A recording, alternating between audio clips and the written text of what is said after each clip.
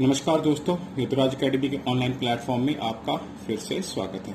आज हम करेंगे कोऑर्डिनेट ज्योमेट्री की रिवीजन। जो भी मैंने आपको लास्ट वीडियो में पढ़ाया था उसको मैं एक बार समराइज करूंगा और आपका छोटा सा एक टेस्ट भी लूंगा और भी कुछ उसको डेली लाइफ से कोऑर्डिनेट ज्योमेट्री को कनेक्ट करने की कोशिश करेंगे।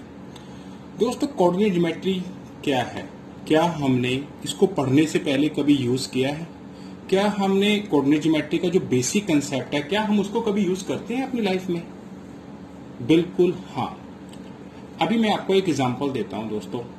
जैसे कि आपने हमेशा कभी अपने टेलीविजन का रिमोट जब ढूंढा होगा तो आपने अपने भाई या बहन को कहा होगा कि वो टेलीविजन का रिमोट जो है टेबल के ऊपर पड़ा है या बेड के नीचे पड़ा है या इधर पड़ा है या उधर पड़ा है।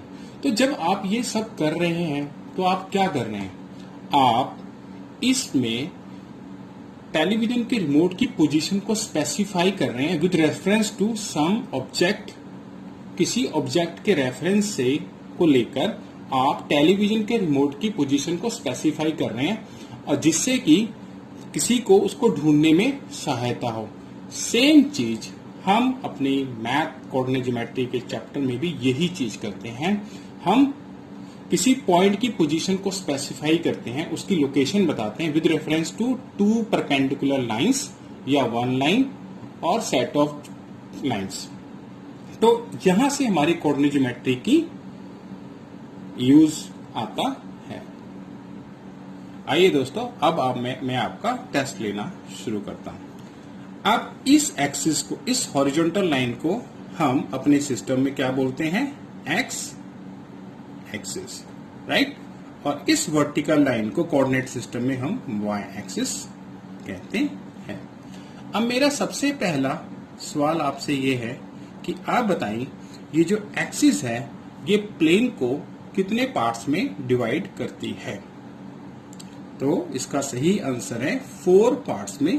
Quadrant 1, quadrant 2, quadrant 3, quadrant 4। उसके बाद मेरा नेक्स्ट क्वेश्चन है, अगर कोऑर्डिनेट 2, 3 जो है ये जो पॉइंट 2, 3 है इसकी पोजीशन कौन से क्वाड्रेंट में होगी? देखो दोस्तों, यहाँ पे आपका x भी पॉजिटिव है, y भी पॉजिटिव है, तो ये आपका फर्स्ट क्वाड्रेंट में आएगा। नेक्स्ट मैं आपसे एक क्वेश्चन पूछता हूं, 0, 2 कौन से क्वाड्रेंट में आएगा? थिंक करिए, 0, 2 की पोजीशन कौन से क्वाड्रेंट में होगी? यहाँ पे x का अब्सिसा आपका 0 है, ऑर्डिनेट आपका 2 है। दोस्तों, ये पॉइंट x ना तो ये फर्स्ट क्वाड्रेंट में है, ना ये सेकंड में है, ना ये थर्ड में है, ना ये फोर्थ में। ये पॉइंट की पोजीशन y एक्सिस के ऊपर है, यहाँ कहीं पर होगा। ये y एक्सिस पर है ये पॉइंट। y एक्सिस में याद रखना दोस्तों, अब्सिसा आपका हमेशा 0 होता है और एक्स एक्सिस पे इसी तरह से आपका ऑर्डिनेट जो होता है वो हमेशा 0 होता है। तो अगर मैं आपसे पूछूं कि 4, 0 जो है वो कौन से क्वाड्रेंट में है, तो 4, 0 किसी भी क्वाड्रेंट में नहीं है, ये पॉजिटिव एक्स एक्सिस के ऊपर लाई करता है। अब मैं आपसे एक और सवाल पूछता हूं दोस्तों, ऐसा पॉइंट बताइए जो दोनों एक्सिस के ऊपर होता है। ऐसा पॉइंट बताइए, ऐसा पॉइंट बताइए जो दोनों एक्सिस के ऊपर लाई करता है। ऐसा पॉइंट हमारा ओरिजिन होता है 0, 0।